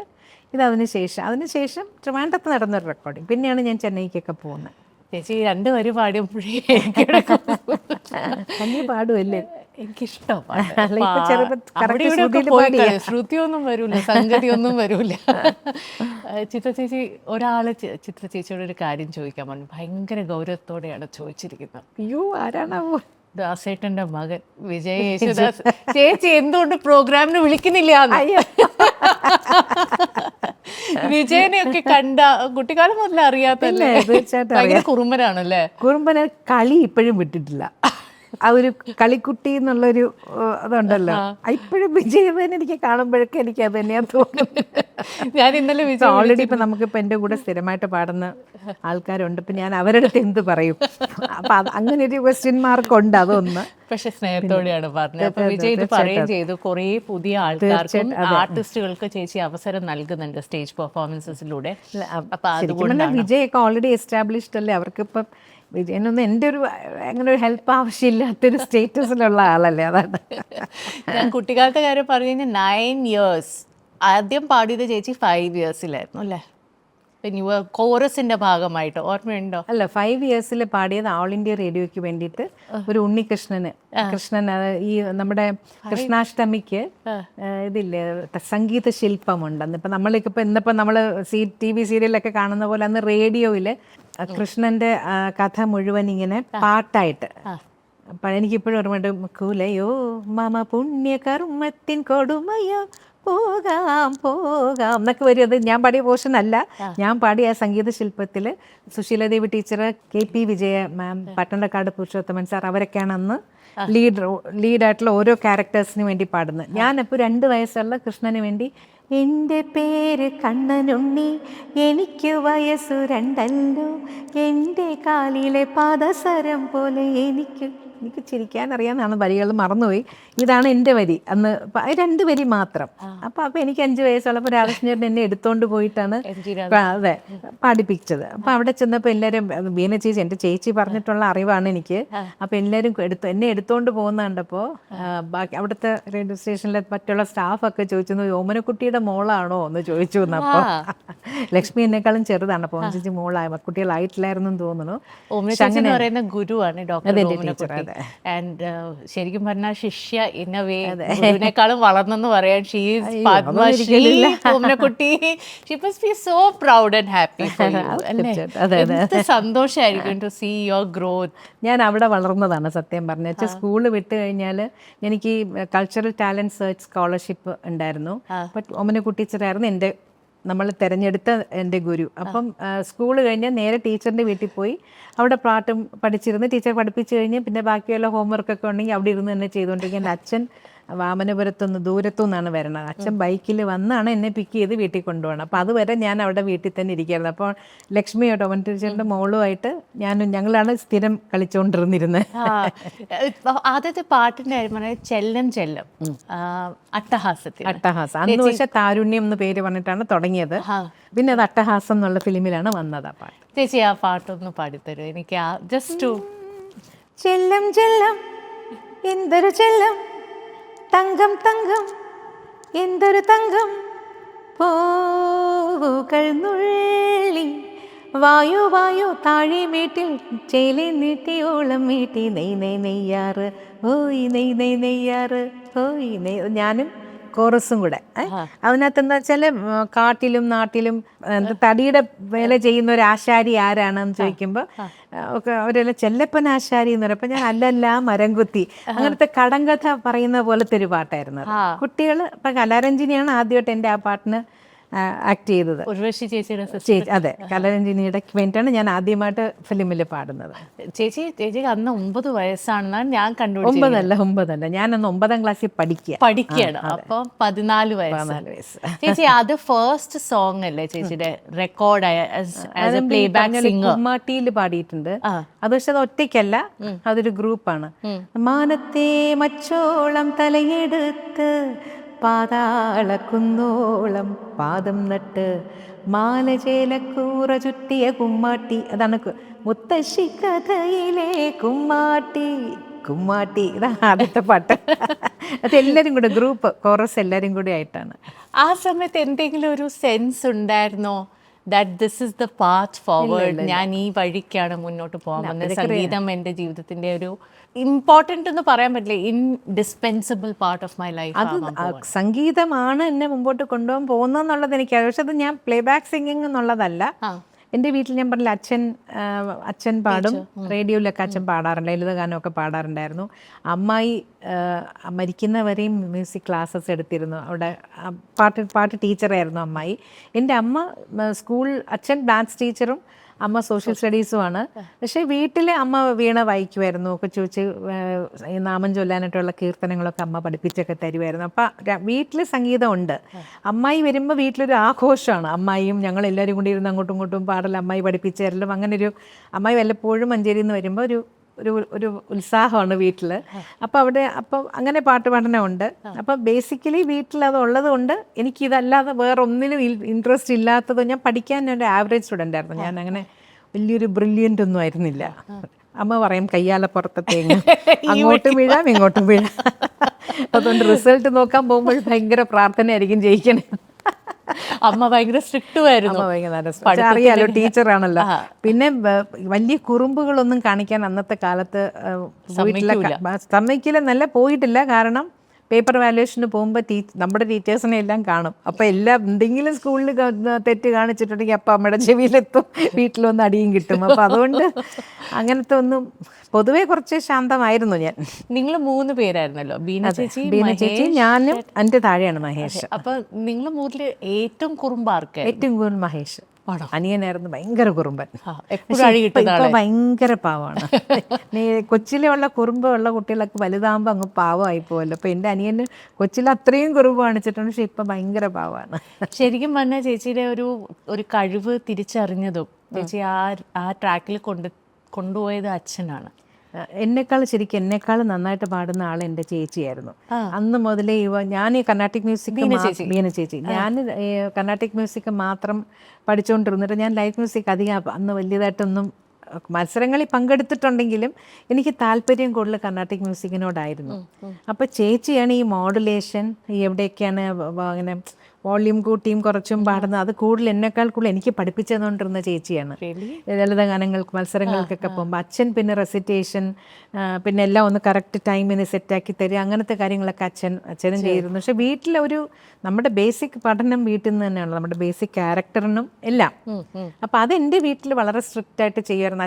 അച്ഛൻ എടുക്കുന്ന താല്പര്യം സത്യം പറഞ്ഞാൽ അതാണ് ഞങ്ങൾക്കൊക്കെ മോട്ടിവേഷൻ. ഈ ലളിത ഇന്നത്തെ പോലെ ടിവിയും ടേപ്പ് റെക്കോർഡറും ഒന്നും അന്ന് വലുതായിട്ടില്ലല്ലോ, റേഡിയോ ആണ് നമ്മളെല്ലാം ആശ്രയിക്കുന്നത്. അതെ. അപ്പോൾ ആകാശവാണിയുടെ ലളിത സംഗീത ഈ ഓണത്തിന്, ന്യൂ ഇയറിന് അങ്ങനെയൊക്കെ സമയത്ത് സ്പെഷ്യൽ പ്രോഗ്രാംസ് കാണും. അപ്പോൾ ഇതുപോലെ ദാസേട്ടൻ, ജയേട്ടൻ, സുശീലമ്മ, ജാനകിയമ്മ ലളിതഗാനം ഉണ്ടെന്ന് എനിക്ക് അറിഞ്ഞൂടെ, ഇവരൊക്കെ വന്നിട്ട് ഓരോ പാട്ടൊക്കെ വീതം പാടും. അപ്പോൾ അത് ആ സമയത്ത് കുത്തിയിരുന്ന് റെക്കോർഡ് ചെയ്യും അച്ഛൻ, ഞങ്ങൾക്ക് പഠിപ്പിച്ചു തരാൻ വേണ്ടിയിട്ട്. അങ്ങനെ ഒരുപാട് ലളിതഗാനത്തിൻ്റെ കളക്ഷൻ അച്ഛൻ്റെ ഉണ്ടായിരുന്നു. പിന്നെ പഴയ കാലത്തെ നാടകഗാനങ്ങൾ, അച്ഛൻ നാടകഗാനങ്ങൾക്ക് പാടിയിട്ടുമുണ്ട്, പിന്നെ അതിന് സൗണ്ടൊക്കെ കൊടുക്കാനും ഒക്കെ പോയിട്ടുണ്ട്. അപ്പം അങ്ങനെ ആ ഇൻഡസ്ട്രിയുമായിട്ടൊരു, സിനിമയല്ല മ്യൂസിക് ഇൻഡസ്ട്രിയുമായിട്ടുള്ളൊരു ബന്ധം അങ്ങനെയാണ്. അപ്പോൾ രാധാകൃഷ്ണൻ ചേട്ടൻ, ഓമൻ ചേച്ചി ആണെങ്കിലും അവർ ഹരിപ്പാടുന്ന് ഇവിടെ വന്നു കഴിഞ്ഞിട്ട് അവർക്ക് പ്രോഗ്രാംസ് ഒക്കെ ഞങ്ങളുടെ വീട്ടിൻ്റെ അടുത്തുള്ള അമ്പലങ്ങളോടൊക്കെ അച്ഛൻ അറേഞ്ച് ചെയ്ത് കൊടുത്ത് അങ്ങനെ നമ്മുടെ വീട്ടിൽ വന്നിരുന്ന്, അങ്ങനെയാണ് ഓമൻ്റെ ടീച്ചർ ആദ്യമായിട്ട് ഞാൻ പാടുന്നത് കേട്ടിട്ട് ഇവളെ ഞാൻ പഠിപ്പിക്കും വലുതാകുമ്പോൾ കൃഷ്ണനാരേട്ടാ അവളെ എൻ്റെ അടുത്ത് കൊണ്ടുവരണം, നന്ന് ടീച്ചർ പറഞ്ഞിരുന്നു എന്ന് പറയുന്നു. ടീച്ചർ ഇപ്പോഴും പറയും. ഗുരുസ്ഥാനം എന്ന് പറയുന്ന ഒരു അമസ്ഥാനം തന്നെയാണ് ശരിക്കും പറഞ്ഞാൽ. ഈ ഒരു ബന്ധമുണ്ടല്ലോ, അതിപ്പോൾ ചേച്ചി എത്രയോ വർഷമായിട്ട് നിങ്ങൾ തമ്മിൽ ഇത്രയും അടുപ്പമുള്ള ഒരു ബന്ധമാണ്. ചേച്ചി ഗുരുവിൽ നിന്ന് എന്താണ് ഇത് ഇംബൈബ് ചെയ്ത് എനിക്ക് എൻ്റെ ഡിസൈപ്പിൾസിനോ അല്ലെങ്കിൽ എൻ്റെ കൂടെ പാടുന്നവർക്ക് കൊടുക്കണം എന്ന് തോന്നിയിട്ടുള്ളത്? ശരിക്കും പറഞ്ഞാണല്ലോ, അപ്പം ഞാൻ ഓമൻ ചേച്ചിയുടെ കാര്യം പറയുകയാണെങ്കിൽ തന്നെയും അങ്ങനെ ഞാൻ പഠിക്കാൻ ചേരുന്ന സമയത്ത് ഓമൻ ചേച്ചിക്ക് ലക്ഷ്മിയുടെ താഴെ ഒരു മോനുണ്ടായിരുന്നു. അപ്പം മോൻ ജനിക്കുമ്പോഴേ ചെറിയൊരു അസുഖമുള്ളൊരു കുഞ്ഞായിരുന്നു. അപ്പോൾ എപ്പോഴും ഫിറ്റ്സ് വരും. അപ്പോൾ അതിൻ്റെ ഇടയിൽ കൂടെയാണ് ഓമൻ ചേച്ചി എനിക്ക് ക്ലാസ് എടുത്തുകൊണ്ടിരുന്നത്. ഞാൻ ക്ലാസ് കഴിഞ്ഞ് അവിടെ പോയിരിക്കും. ആ കുഞ്ഞ് ഉറങ്ങിക്കിടക്കുന്ന സമയത്ത് എനിക്ക് പഠിപ്പിച്ചു തരും. ഓമൻ ചേച്ചി ആ സമയത്ത് അത്രയും കോളേജിലെ ജോലിയും വീട്ടിലത്തെ കാര്യങ്ങളും ഈ കുഞ്ഞിൻ്റെ കാര്യം എല്ലാം കൂടെ നോക്കണമായിരുന്നു. അങ്ങനത്തെ ഒരു സമയത്താണ് ഞാൻ ആദ്യമായിട്ട് ഓമൻ ചേച്ചി ജോയിൻ ചെയ്യുന്നത്. അപ്പോഴൊക്കെ എത്ര ബുദ്ധിമുട്ടുണ്ടെങ്കിലും എനിക്ക് ആ തീർക്കേണ്ട സമയത്ത് നമ്മൾ ഈ സ്കോളർഷിപ്പിന് വേണ്ടി പഠിക്കുമ്പോൾ ടെസ്റ്റ് ഉണ്ട് എല്ലാ വർഷവും. 6 മാസം കൂടുമ്പോൾ ആ എഴുതി കൊടുത്ത പോർഷൻസ് കവർ ചെയ്തിട്ടുണ്ടോ എന്ന് നോക്കാനായിട്ട് നമ്മളെ വിളിക്കും. അത് ചിലപ്പോൾ ബോംബെ അല്ല, ചെന്നൈയിലാണ് അതിൻ്റെ, അന്ന് മെഡ്രാസ് എന്നാണ് അന്ന് പേര്, മെഡ്രാസിലാണ് അന്ന് അതിൻ്റെ ടെസ്റ്റ് നടക്കുക. അപ്പോൾ അത് പോകുന്ന സമയത്ത് വീട്ടിലത്തെ ഈ സിറ്റുവേഷൻ കാരണം ചിലപ്പം പോർഷൻസ് എടുത്ത് തീർക്കാൻ പറ്റില്ലായിരുന്നു. പക്ഷെ അപ്പോൾ പോലും ഓമൻ ചേച്ചി എങ്ങനെയെങ്കിലും ബുദ്ധിമുട്ടി എനിക്കത് പാടി കുറച്ച് റെക്കോർഡ് ചെയ്ത് അയച്ചു തരികയും വീട്ടിൽ ഞാൻ തന്നെ ഇരുന്ന് പഠിക്കാനൊക്കെ ആയിട്ട് അങ്ങനെ എന്നെ ഒരുപാട് ആ സമയത്ത് ബുദ്ധിമുട്ടി ചെയ്ത് തന്നിട്ടുണ്ട്. ആ പോർഷൻസ് കവർ ചെയ്ത് വിടാം. അപ്പോൾ അതിനൊരു ഡെഡിക്കേഷൻ ഇല്ലാതെ അത് ചെയ്യാൻ പറ്റില്ലല്ലോ. അതെ, കമ്മിറ്റ്മെൻറ്റ്. അതെ, അങ്ങനെയൊക്കെ ഒരുപാട് ഹെൽപ്പ് ചെയ്തിട്ടുണ്ട്. പക്ഷെ കൂടുതൽ കണ്ടിന്യൂ ചെയ്യാൻ പറ്റിയില്ല. അപ്പോഴേക്കും ചെന്നൈയിൽ ഇങ്ങനെ കുറച്ച് ചെറിയ റെക്കോർഡിങ്സ് വന്നു തുടങ്ങി. അങ്ങനെ മുന്നേ ചെന്നൈക്കാരിയങ്ങായി. ചേച്ചിയുടെ 3 പാട്ടുകൾ പെട്ടെന്ന് മനസ്സിലേക്ക് വരുന്നതാണ്. എനിക്ക് എപ്പോൾ കേട്ടാലും എൻ്റെ മൂഡ് സെറ്റാക്കുന്ന ഒരു പാട്ടുണ്ട്. നിന്നുക്കോരീ വർണ്ണം വർണ്ണം ഇസൈത്തിട എന്നെ തേടി വരണം വരണം ஒரு கிளி தனித்திருக்க உனக்கென்ன தவம் இருக்க இருவிழி சிவந்திருக்க இதழ் மட்டும் வெளுத்திருக்க அழகிய ரகுவரனே அனுதினமும் நின்னு கோரி வர்ணம் வர்ணம் இசைத்திட என்னை தேடி வரணும் வரணும். ഞാൻ കരഞ്ഞു പോകും ചേച്ചി. അതുപോലെ വേറെ ഉള്ളത് ഓൾമോസ്റ്റ് സിമിലർ ആണ് ആക്ച്വലി. രാഗമൊക്കെ സെയിം ആണോ എന്ന് എനിക്കറിയില്ല. പാലപ്പൂവേ രാഗം സെയിം അല്ല, വേറെ വേറെ വേറെയാണ്. പിന്നെ ശ്യാമമേഘമേ നീ, ശ്യാമമേഘമെന്നീ ശ്യാം സാറിന്റെ, പിന്നെ പുലർക്കാല സുന്ദര രവീന്ദ്ര മാഷ്. ഓക്കെ, ഇതൊക്കെ എന്ന് വെച്ച് കഴിഞ്ഞാൽ ഐക്കോണിക്. നമുക്ക് നമ്മുടെ ജീവിതത്തിന്റെ ഒരു എന്താ പറയാ, നമ്മുടെ ത്രെഡായിട്ട് കിടക്കുകയാണ് നമ്മുടെ കൂടെ ഈ പാട്ടുകൾ. ഒരിക്കലും നമ്മുടെ മനസ്സിൽ നിന്ന് മായില്ല. ചേച്ചി ഈ മ്യൂസിക് കമ്പോസേഴ്സിൻ്റെ ഒരു കാര്യം കൂടി എനിക്ക് ചോദിക്കണം. ചേച്ചി ഒത്തിരി വലിയ വലിയ കമ്പോസേഴ്സിൻ്റെ കൂടെ വർക്ക് ചെയ്തിട്ടുണ്ട്. അത് അങ്ങനത്തെ ഒരു ജനറേഷൻ ഇനി നമുക്ക് കാണാൻ കിട്ടുമോ എന്നറിയില്ല. കാരണം ശാസ്ത്രീയ സംഗീതത്തിൻ്റെ ബേസും ലൈഫ് തന്നെ മ്യൂസിക് എന്ന് പറഞ്ഞ് അതൊരു കൊമേഴ്ഷ്യൽ ആംഗിൾ പോലും കാണാതെ ജീവിച്ച കുറേ മനുഷ്യരുണ്ടായിരുന്നു ഒരു 80s-ലും 70s-ലും ഒക്കെ. അപ്പോൾ ആ ഒരു വലിയൊരു ഭാഗ്യമാണ്. ചേച്ചിക്ക് മറക്കാനാവാത്ത ഏതെങ്കിലും ഒരു എക്സ്പീരിയൻസ്, വേറെ എങ്ങും പറയാത്ത എക്സ്ക്ലൂസീവ് ആയിട്ടുള്ള ഒരു എക്സ്പീരിയൻസ് രവീന്ദ്ര മാഷിൻ്റെ ദക്ഷിണാമൂർത്തി സാറിൻ്റെ കൂടെയോ ആരുടെ കൂടെയാണെങ്കിലും ഒരു എന്തെങ്കിലും ഒരു എക്സ്പീരിയൻസ് ഉണ്ടോ that you will hold very close to your heart? Dakshinamoorthy സ്വാമിയുടെ ഞാൻ കുറച്ച് പാട്ടുകൾ പാടിയിട്ടുണ്ട്. ഒരുപാട് അല്ലെങ്കിൽ എനിക്ക് തോന്നുന്നു ഒരു 8, 10, 12 പാട്ടോളം സ്വാമിയുടെ പാടിയിട്ടുണ്ട്. അപ്പം സ്വാമിയുടെ പാട്ടുകളെന്ന് പറയുന്നത് നമുക്കറിയാം, ഒരു രാഗം അതിൻ്റെ എസൻസ് മുഴുവൻ സ്വാമിയുടെ ഒരു പാട്ടിലുണ്ടാവും. അങ്ങനെ നമുക്ക് രാഗഭാവം പഠിക്കാനൊക്കെ ശാസ്ത്രീയ സംഗീതത്തിലാണെങ്കിലും നമുക്ക് രാഗലക്ഷണം എന്ന് പറഞ്ഞിട്ട് ഒരു ടോപ്പിക്കുണ്ട്. ഓരോ രാഗങ്ങളുടെ പ്രത്യേകതകൾ പറഞ്ഞ് അതിൻ്റെ സ്ഥാനങ്ങളൊക്കെ പറഞ്ഞിട്ട് അതിൽ പറയുമ്പോൾ നമുക്ക് ഒരു കീർത്തനത്തിന് ഏറ്റവും അടുത്ത് നിൽക്കുന്ന ഒരു ഫിലിം സോങ് എന്ന് പറഞ്ഞെങ്കിൽ നമുക്ക് സ്വാമിയുടെ പാട്ടുകളായിരിക്കും ആദ്യം മനസ്സിലാവും. ആ രാഗത്തിൻ്റെ എസൻസ് ഫുൾ അതിലുണ്ടാവും. നമ്മൾ സാമ്യമാകുന്നോരുദ്യാനമേ കേട്ടിട്ടില്ലേ പാട്ട്? കരഹരപ്രിയ അങ്ങനെ പിഴിഞ്ഞനത്ത് വെച്ചിട്ടുണ്ട്. അങ്ങനെയാണ് ഓരോ പാട്ടുകളും സ്വാമിയുടെ ഒരുപാട് പാട്ടുകൾ. ഇപ്പം സ്വപ്നങ്ങൾ, അതൊക്കെ ആ രാഗം അങ്ങനെ ശരിക്കും ആ രാഗത്ത് നമ്മൾ എന്തൊക്കെ ലക്ഷണങ്ങൾ പറഞ്ഞു അതെല്ലാം അങ്ങനെ അതിലുണ്ട്. അതാണ് സ്വാമിയുടെ പാട്ടുകളുടെ പ്രത്യേകത. ദേവരാജ മാഷും അതുപോലെ രാഗം ബേസ് ചെയ്തിട്ട് ഒരുപാട് ചെയ്തിട്ടുണ്ട്. ദേവരാജ മാഷിന്റെ പാട്ടും നമ്മൾ പറയണമെങ്കിൽ ഒരുപാട് പാട്ടുകൾ പറയാനുണ്ട്. മാഷിക്കും കുറച്ച് പാട്ടുകൾ എനിക്ക് പാടാൻ പറ്റിയിട്ടുണ്ട്. ഏറ്റവും ഇഷ്ടമുള്ള ഒരു പാട്ട് പെട്ടെന്ന് മനസ്സിൽ വരുന്ന ഏതാണ്? ദേവരാജ മാഷിന്റെ. ദേവരാജ മാസ്റ്റർ കാണിക്കുന്നതുകൊണ്ട് ഞാൻ ആദ്യം പാടിയത് സ്വരം സ്വരലയം എന്നുണ്ട്. അത് പാടാമോ എന്നറിയില്ല, കാരണം കൈരളി അവരുടെ ഇതിന് വേണ്ടിയിട്ട് ചെയ്താണ്. ദാസേട്ടൻ്റെ സ്വരലയം, അതെ എന്ന് പറഞ്ഞാൽ ആ ഒരു ഇതിന് ഒരു അതെന്താണ് ഒരു ഓർഗനൈസേഷന് വേണ്ടി ചെയ്ത. അപ്പോൾ അവരുടെ പ്രോഗ്രാംസിനൊക്കെ ഈ പാട്ട് ആദ്യം വരും. ഡാൻസും അന്നൊരു ഡാൻസും ഒക്കെ ആയിട്ട് അതിന് വേണ്ടി റെക്കോർഡ് ചെയ്താണ് ആദ്യം. അപ്പോൾ അന്ന് അത് പാടാൻ പോകുമ്പോൾ എൻ്റെ അച്ഛൻ മാഷിൻ്റെ കൂടെ പഠിച്ചതാണ്. ആ കാലഘട്ടത്തിൽ സെയിം കോളേജിലുണ്ടായിരുന്നതാണ്. അപ്പോൾ എൻ്റെ അച്ഛൻ അന്ന് അവിടെ അറിയപ്പെടുന്നൊരു ഗായകനായിരുന്നു. അപ്പോൾ എന്നെ കണ്ടുകൊണ്ട് കൃഷ്ണനാരുടെ മകളാണോ, അന്ന് കൃഷ്ണനാർ ഇതുവരെ എന്നോട് പറഞ്ഞതേ ഇല്ലല്ലോ മോള് പാടും എന്നുള്ള കാര്യം എന്ന് അന്ന് പറഞ്ഞു. അപ്പം അച്ഛൻ ഈ പറഞ്ഞ മാതിരി അങ്ങോട്ട് ഇടിച്ചു കയറിപ്പോയി അങ്ങനത്തെ ഒരാളല്ല. അപ്പം അതുകൊണ്ട് അങ്ങോട്ട് പോയി അവസരങ്ങളൊന്നും ചോദിച്ചിട്ടുമില്ല.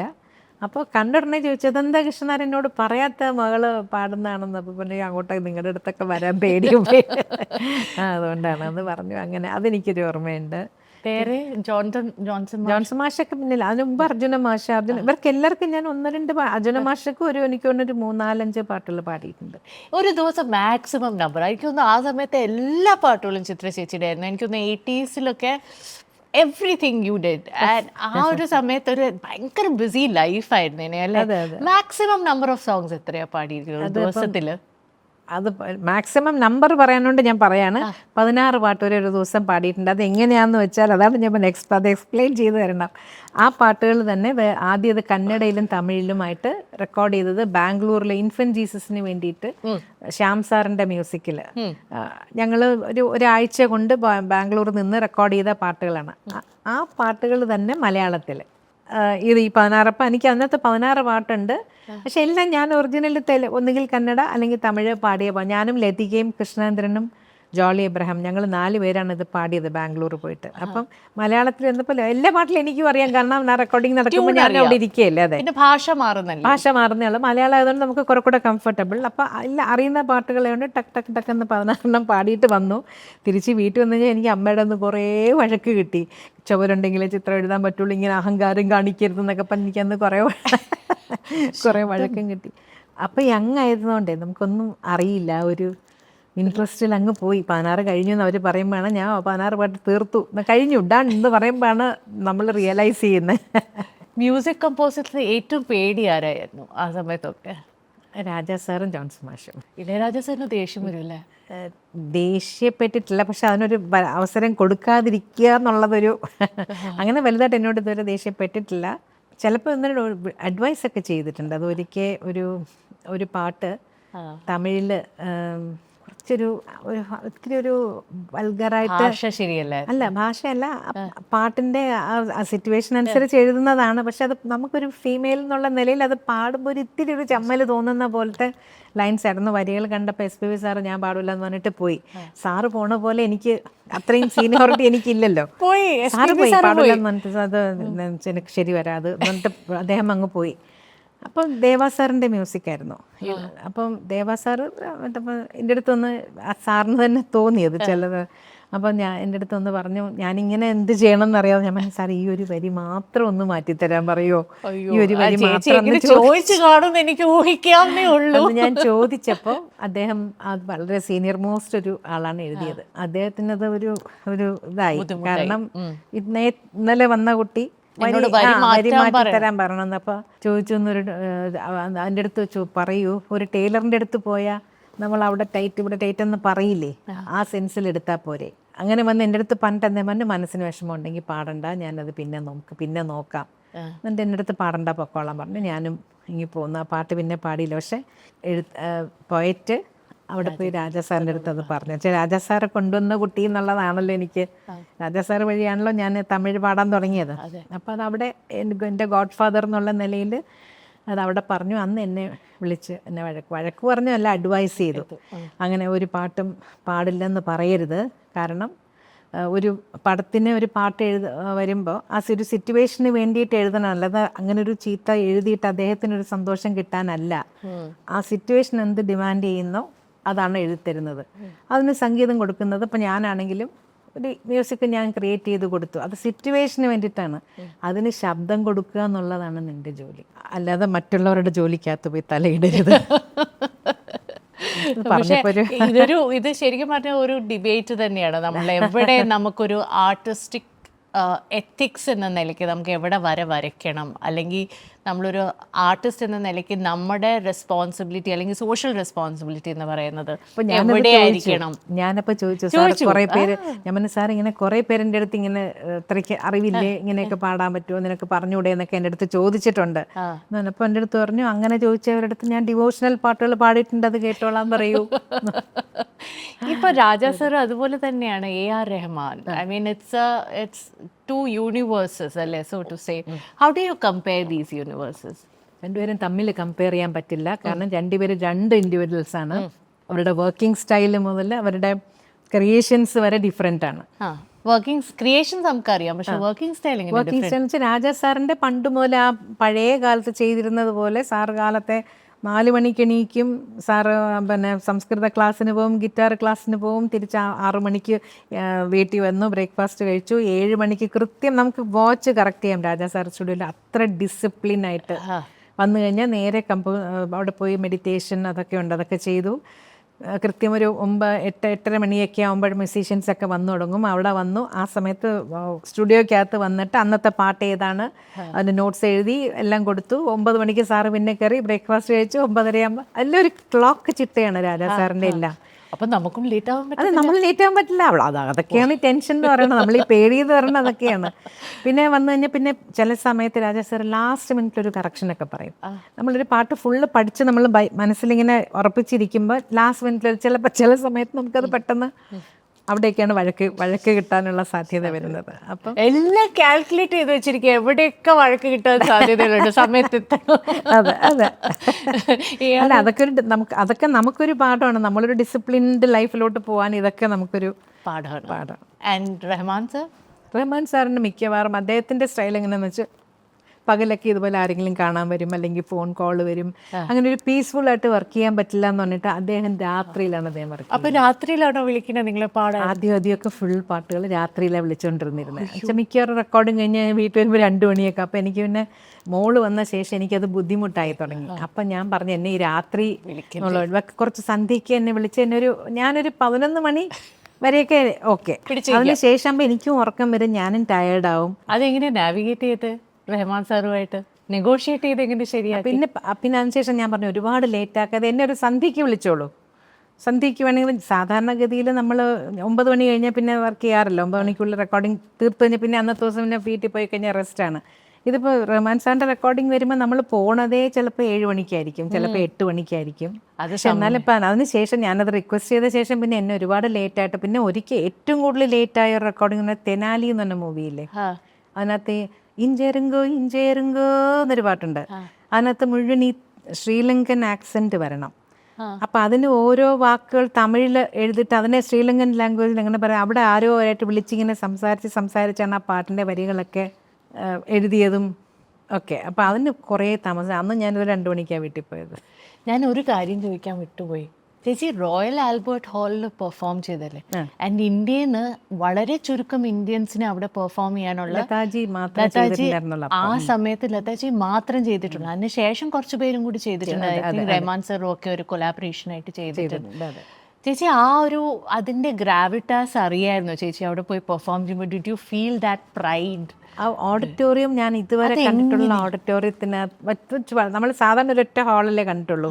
ഇതിപ്പോൾ നമ്മൾ മൂവി തിയേറ്ററിൽ പോകുമ്പോഴും ഇപ്പോഴും എങ്ങനെ കണ്ടിട്ടില്ല, ഇങ്ങനെ കൊച്ചു കൊച്ചു കമ്പാർട്ട്മെന്റ്സ് പോലെ ഒരു ഫാമിലിക്ക് ഒരു ക്യാബിൻ, അങ്ങനെ അത് ഫുൾ റെഡ് കർട്ടൻസ് ഒക്കെ ആയിട്ട് ഡെക്കറേറ്റ് ചെയ്ത ഹാളാണെങ്കിൽ വലിയൊരു നമ്മുടെ ഈ തരഫ് ആ മെഷീൻ എന്താ പറയുന്ന ഒരു ഹാർപ്പാണെന്ന് തോന്നുന്നു. ട്രംപറ്റ് ഹാർപ്പ് അത് അത് തന്നെ അതിൻ്റെ വലിയതൊരെണ്ണം അവിടെ ബാക്കിൽ വെച്ചിട്ടുണ്ട്. ഫുള്ളി ഒരു റിച്ച് ആയിട്ട് നമുക്ക് തോന്നും. ഫുൾ റെഡ് വെൽവെറ്റ് കർട്ടൻസും ഒക്കെ ആയിട്ട് സീറ്റ്സും ഒക്കെ റെഡ് സീറ്റിംഗ് അറേഞ്ച്മെൻ്റ് ആണ്. പക്ഷേ ഏറ്റവും അതിശയിപ്പിച്ചത് എന്നെയെന്ന് വെച്ചാൽ നമ്മൾ സൗണ്ട് ചെക്കിന് പോകുമ്പം നമ്മൾ ഏത് ഓഡിറ്റോറിയത്തിൽ പോയാലും നമുക്ക് ചെറിയൊരു എക്കോ എവിടെന്നെങ്കിലും ഒന്ന് കേൾക്കും. അവിടെ എക്കോയേ ഇല്ല. കാലിയായിട്ട് കിടക്കുന്ന ഒരു ഓഡിറ്റോറിയം സ്റ്റേജിൽ പോയിട്ട് നമ്മൾ നോക്കി കഴിഞ്ഞാൽ ഒരൊറ്റ എക്കോ ഇല്ല. അപ്പം അക്വസ്റ്റിക്കലി അത്രയും പെർഫെക്റ്റ് ആണ്. This was which year, ചേച്ചി? Albert hall was 2001. അതെ. പിന്നെ അതുവരെയൊക്കെ നമ്മുടെ ഇവിടേക്കുള്ള ഓഡിറ്റോറിയംസ് എന്ന് പറഞ്ഞാൽ ഒരു ഗ്രീൻ റൂം, ബാത്റൂം ഉണ്ടെങ്കിലും ഉണ്ടാവും, അതിൻ്റെ ചിലപ്പോൾ വൃത്തിയുള്ള ബാത്റൂം ആയിരിക്കത്തില്ല. അങ്ങനത്തെ ഉള്ള ഓഡിറ്റോറിയമിലേ നമ്മൾ പെർഫോം ചെയ്തിട്ടുള്ളൂ. ഇത് റോയൽ ആൽബർട്ട് ഹാൾ എന്ന് പറയുമ്പോൾ നമ്മൾ സെക്യൂരിറ്റി ഇതൊക്കെ ഉള്ളവർക്ക് മാത്രമേ ബാക്ക് സ്റ്റേജിലേക്ക് വരാൻ പറ്റുള്ളൂ. നമ്മുടെ ID ഒക്കെ കൊടുക്കണം. അവരൊരു ബാഡ്ജ് തരും, അത് കുത്തിക്കൊണ്ട് മാത്രമേ വരാൻ പറ്റുള്ളൂ. വന്നു കഴിഞ്ഞാൽ ഓരോ സിംഗേഴ്സിനും ഓരോ ഡ്രസ്സിങ് റൂമാണ്. ആ ഡ്രസ്സിങ് റൂം എന്ന് പറഞ്ഞാൽ അത് കുളിക്കാനുള്ള സൗകര്യം മുതൽ ഉണ്ട്, പ്രാക്ടീസ് ചെയ്യാൻ പിയാനോ, അങ്ങനെയൊക്കെയാണ് ഡ്രസ്സിങ് റൂം. അത് കണ്ടപ്പോൾ തന്നെ നമ്മൾ അയ്യോ ഇങ്ങനൊരു ഓഡിറ്റോറിയമോ എന്ന് നമുക്ക് തോന്നിപ്പോയി. അങ്ങനെ അത്രയും. പിന്നെ സ്റ്റേജിലേക്ക് പോകണമെങ്കിൽ സ്റ്റേജിലേക്ക് കയറുന്ന ഡോറിൻ്റെ അവിടെ ഒരു വാച്ച്മാൻ നിൽപ്പുണ്ട്. നമ്മുടെ പാട്ടായാൽ മാത്രമേ നമ്മളെ വിടുള്ളൂ. ചുമ്മാ പോയി സൈഡിൽ ചുറ്റി കറങ്ങി നിൽക്കാനൊന്നും പറ്റില്ല. അങ്ങനെ അത്രയും സ്ട്രിക്റ്റ് ആയിട്ടുള്ളൊരു ഓഡിറ്റോറിയം. പിന്നെ ആ പ്രോഗ്രാം വളരെ സക്സസ്ഫുൾ ആയിട്ട് കഴിഞ്ഞപ്പോൾ ഇപ്പോഴെനിക്ക് എൻ്റെ ഒരു ആൽബം, ആ റോയൽ ആൽബർട്ട് ഹാളിലെ കോൺസേർട്ടിൻ്റെ ഒരു ആൽബം തന്നെ എൻ്റെ കയ്യിലുണ്ട്. ഞങ്ങളെ 4 പേരെയും കൂടെ നിർത്തിയിട്ട് ഒരു കേക്ക് സക്സസ് പാർട്ടി എന്ന് പറയണ പോലെ കേക്കൊക്കെ കട്ട് ചെയ്തിട്ട് അവിടെ ബാക്ക് സ്റ്റേജിൽ വെച്ചിട്ടൊക്കെയാണ് പിരിഞ്ഞതൊക്കെ. 4 പേരെന്ന് പറയുന്നത് ദാസേട്ടൻ, SPB സാറ്, ഞാൻ, വിജയ് യേശുദാസ്, ഞങ്ങൾ 4 പേരും കൂടെയായിരുന്നു. You must be missing SPB sir big time അല്ലേ? തീർച്ചയായിട്ടും. ഞാൻ ഏറ്റവും കൂടുതൽ പാട്ടിൽ പാടിയിട്ടുള്ളത് SPB സാറിൻ്റെ കൂടെയാണ്. ഒരുപാട് കോൺസേർട്സ് സാറിനോടൊപ്പം ചേർന്ന് പാടിയിട്ടുണ്ട്. ഒരിക്കലും സാറ് എന്ന് പറയുന്ന എന്താ പറയണ്ട, ഒരിക്കലും നമ്മളെ ഒരു സ്റ്റേജിൽ പോലെ നമ്മളൊന്ന് താഴ്ന്ന് കാണാൻ സമ്മതിക്കാത്ത ഒരാളാണ്. അത്രയും കൂടെ ആര് പാടിയാലും അത്രയും സപ്പോർട്ട് ചെയ്ത് നിർത്തുന്ന ഒരാളാണ്. സിംഗേഴ്സിനെ മാത്രമല്ല മ്യൂസീഷ്യൻസിനെയും. ഭയങ്കര ലവിങ് ആയിട്ടുള്ള ഒരു പ്രസൻസും കൂടിയായിട്ട് എപ്പോഴും തോന്നിയിട്ടുണ്ട്. അദ്ദേഹത്തിന്റെ ഒരു ഓറ ഉണ്ടല്ലോ, which is lots of love to give. അതാണ് ഒരു ഫീലിംഗ് കിട്ടുക. And of course it comes through his music as well. ചേച്ചി, ഞാൻ ഇനി കുറച്ചുകൂടെ കാര്യങ്ങൾ ചോദിക്കാനുണ്ട്, പക്ഷേ അതൊരു കുസൃതി ചോദ്യം, ഒരു ചെറിയ സെറ്റ്. ചേച്ചിക്ക് നല്ല ബുദ്ധിയല്ലല്ലോ. എല്ലാം എന്താണ് ബുദ്ധി ഇല്ലാഞ്ഞിട്ടാണ് ഇതൊക്കെ കാണിക്കുന്നത്. എത്ര ഭാഷകളിലാണ് പാടിയിരിക്കുന്നത്? 33. അതൊക്കെ ഇങ്ങനെയാണ് സാധിച്ചെടുക്കുക. ആൻഡ് ദാറ്റ് സ്പ്ലിറ്റ് സെക്കൻഡ് ആണ്. ഞാൻ ആരോ മ്യൂസിക് കമ്പോസർ പറയുന്നത് കേട്ടു, ബ്ലോട്ടിംഗ് പേപ്പർ ആണെന്ന്. പാട്ട് കൊടുത്തു കഴിഞ്ഞാൽ അപ്പം തന്നെ അതുപോലെ തന്നെ ഒപ്പിയെടുക്കും. ചേച്ചി, എനിക്ക് ഇംപ്രൊവൈസേഷൻസിന്റെ കാര്യം കൂടി ചോദിക്കണം. Which is a most improvise song ചേച്ചിയായിട്ട് ചേച്ചിയുടെ മാക്സിമം ഇൻപുട്ട് ചെയ്ത സോങ് ഏതാണ്? അതിപ്പോ SPB സാറിന്റെ കൂടെ പാടുമ്പോൾ രാജ സാർ അതിന് എഗൻസ്റ്റ് ആണ് കേട്ടോ. വലുതായിട്ട് ഇംപ്രൊവൈസേഷൻസ് അത്ര ഇഷ്ടമല്ല. സാറ് ചെയ്ത് പഠിപ്പിച്ചു തന്നത് പാടുന്നതാണ് സാറിന് ഇഷ്ടം. ജോൺസൺ മാഷും കുറച്ച് എങ്ങനെയാണ്. SPB സാർ നേരെ ഓപ്പോസിറ്റ് ആണ്. അപ്പം ഒരു സ്റ്റേജിൽ പോകുമ്പം നമ്മൾ പാടാൻ വേണ്ടി തന്നെ റെക്കോർഡ് ഒറിജിനൽ മാതിരി പാടാതെ ഏതാത് ഇംപ്രവൈസ് പണിപ്പാട് എന്ന് പറയും. നമ്മുടെ ചെവിയിൽ വന്ന് പറയും, ഏത് ഇംപ്രവൈസ് പണിപ്പാട് അപ്പടിയേ പാടാൻ വേണ്ട എന്ന് പറയും. സാർ ഒരുപാട് ഇംപ്രവൈസ് ചെയ്യും. അപ്പൊ അതുപോലെ കൂട്ടത്തിൽ നമ്മളെയും കൂടെ കൂട്ടത്തിൽ ചെയ്യാനായിട്ട് ഇങ്ങനെ അതെ പുഷ് ചെയ്ത്. അല്ല, ഒറ്റയ്ക്ക് ചെയ്തിട്ട് പ്രശ്നത്തിൽപ്പെടണ്ടല്ലോ, കൂട്ടിലുണ്ടാവുമല്ലോ. അല്ലാതെ ഇപ്പൊ അൺപ്ലഗ്ഡ് ആയിട്ടൊക്കെ പാടുമ്പോഴൊക്കെയാണ് എന്തെങ്കിലും ഇംപ്രവൈസ് ചെയ്യാറുള്ളത്. അഞ്ജലി, പിന്നെ ഉയിരെ, അങ്ങനെയൊക്കെയുള്ള പാട്ടുകളിൽ മാത്രമാണ് ഞാൻ കൂടുതലായിട്ട് എന്തെങ്കിലുമൊക്കെ ചെയ്യുന്നത്. ചില സമയത്ത് പെട്ടെന്ന് നമുക്ക് എന്തെങ്കിലും ഒരു ഐഡിയ വന്നു, അത് പാടി നോക്കി അങ്ങനെ ഉണ്ടാവാറുണ്ട്. ചേച്ചി, ഒരാൾ ഞാൻ ചോദിച്ചിരുന്നു, എനിക്ക് 2 ചോദ്യങ്ങൾ ചോദിക്കണം ചേച്ചിയോട്. നിങ്ങളായിട്ട് ചോദ്യങ്ങൾ ചോദിക്കണം. അപ്പോൾ പറയൂ എന്താണ് നിങ്ങൾക്ക് ചോദിക്കാനുള്ളതെന്ന്. അപ്പം എന്നോട് ജേക്സ് ബിജോയ് ചേച്ചിയുടെ 2 ചോദ്യങ്ങളാണ്. ഒന്ന്, ചേച്ചിയുടെ റിയൽ ടേണിംഗ് പോയിന്റ്, തിരിച്ചു നോക്കുമ്പോൾ റിയൽ ടേണിംഗ് പോയിന്റ് എന്താണ് that shaped your voice and confidence as an artist? ഒരു ആർട്ടിസ്റ്റ് എന്ന നിലയ്ക്ക് കോൺഫിഡൻസ് ബിൽഡ് ചെയ്ത സോങ് അല്ലെങ്കിൽ ആ ടേണിംഗ് പോയിന്റ് എന്താണ്? കോൺഫിഡൻസ് ഇപ്പോഴും വലുതായിട്ടൊന്നുമില്ല. ടേണിംഗ് പോയിന്റ് പറയണമെങ്കിൽ തീർച്ചയായിട്ടും ഞാൻ സിന്ധു ഭൈരവി തന്നെ പറയണം. കാരണം ആ ഒരു പാട്ടിന് ശേഷമാണ് രാജ സാർ എന്നെ വിളിച്ച് പാടിച്ചു. അതിനൊരു ആദ്യത്തെ നാഷണൽ അവാർഡ് എന്നൊക്കെ പറഞ്ഞ് വന്നു കഴിഞ്ഞ ശേഷമാണ് മറ്റുള്ള എല്ലാവരും എന്നെ വിളിക്കാനുള്ളൊരു ധൈര്യം കാണിച്ചാൽ ഒരു റെക്കഗ്നിഷൻ കിട്ടിയതും അതിനുശേഷം. ഓക്കെ, അപ്പോൾ തീർച്ചയായിട്ടും അതിന് ആ ഉത്തരം എനിക്ക് പറയാം. അതിന് മുമ്പത്തെ ഒരു ടേണിംഗ് പോയിന്റാണ് മാമാട്ടിക്കുട്ടിയമ്മ. മാമാട്ടിക്കുട്ടിയമ്മ കാരണമാണല്ലോ എന്നെ തമിഴിലേക്ക് വിളിക്കുന്നത്. കൂടുതൽ ഞാൻ ചിത്ര എന്നൊരു പേര് വെളിയിൽ വരുന്നത് ആളൊരുങ്ങി അരങ്ങൊരുങ്ങി, അതുപോലെ പിന്നെ 1000, അത് പിന്നത്തെ ഫിലിം നോക്കത്തെ കണ്ടിട്ടാണ്. പക്ഷെ ആളൊരുങ്ങി അരങ്ങൊരുങ്ങി ആയിരുന്നു എൻ്റെ ആദ്യത്തെ ഒരു നോട്ട് ചെയ്ത പാട്ട്. പെട്ടെന്ന് കൂടുതൽ ആൾക്കാർ ശ്രദ്ധിച്ചൊരു പാട്ട്. ഇതാരെ ഈ വോയിസ് എന്ന് ശ്രദ്ധിച്ചൊരു പാട്ട്. എനിക്ക് മറക്കാനാവാത്ത ഒരു സിനിമയാണ് മാമാട്ടിക്കുട്ടിയമ്മ. അതുപോലെ തന്നെ what do you expect from a music director in a recording session that instantly brings out your best? നമ്മളെ കംഫർട്ടബിൾ ആക്കി പാടിപ്പിക്കുക എന്നുള്ള. അപ്പം നമ്മൾ എന്തെങ്കിലുമൊക്കെ നമ്മൾ ആ പാട്ടിൻ്റെ ട്യൂൺ കേട്ട് വരുമ്പോൾ എന്തെങ്കിലും ചിലപ്പോൾ നമുക്കറിയാതെ നമ്മുടെ നിന്ന് എന്തെങ്കിലും ഒരു സാധനമൊക്കെ വന്നെന്നിരിക്കും. അത് ചിലരിപ്പം അതങ്ങനെ വേണ്ട എന്ന് പറയുമ്പോൾ പെട്ടെന്ന് നമുക്ക് അയ്യോ ഞാൻ പാടുന്ന ഇഷ്ടപ്പെടുന്നില്ലയോ അങ്ങനൊരു ഫിയർ വരും. A.R. റഹ്മാൻ സാർ ചെയ്യുന്ന എങ്ങനെയാന്ന് വെച്ചാൽ നമ്മൾ എന്ത് പാടിയാലും അത് വേണ്ടാന്ന് പറയൂല. അതെല്ലാം പുള്ളി റെക്കോർഡ് ചെയ്ത് വെക്കും. വേറെ ഏതാவது ട്രൈ பண்ணலாമെന്ന് ചോദിക്കും ഇങ്ങനെ. അപ്പോൾ നമ്മൾ മനസ്സിലപ്പോൾ തോന്നുന്ന വെറൈറ്റീസ് തോന്നുന്നതെല്ലാം നമ്മൾ പാടി വെക്കും. പക്ഷെ അതിൽ നിന്ന് പുള്ളിക്ക് ഏറ്റവും അതിൽ ആപ്റ്റായിട്ട് തോന്നുന്നത് മാത്രം എടുത്ത് വെക്കും. ബാക്കി മൊത്തം പോവും. പക്ഷെ എന്നാലും വേണ്ടതെന്ന് പക്ഷെ നമ്മളൊരിക്കലും ഒരു ഡിസ്കറേജ് ചെയ്യൂല. അത് വേണ്ട, അത് അപ്പടി വേണ്ട എന്ന് പറയുമ്പോൾ നമുക്ക് പെട്ടെന്നൊരു ഡൗൺ. അങ്ങനെ I think that's A very very emotionally matured way of handling an artist. കാരണം എന്തൊക്കെ പറഞ്ഞാലും ആർട്ടിസ്റ്റ് വളരെ സെൻസിറ്റീവ് ആണ്. ചേച്ചി പ്രോജക്റ്റ് ഒരെണ്ണം ചെയ്യുന്നുണ്ട് ഇപ്പോൾ, വെരി ഇൻട്രസ്റ്റിംഗ് പ്രോജക്റ്റ്. അതെന്താണെന്നൊന്ന് പറയൂ?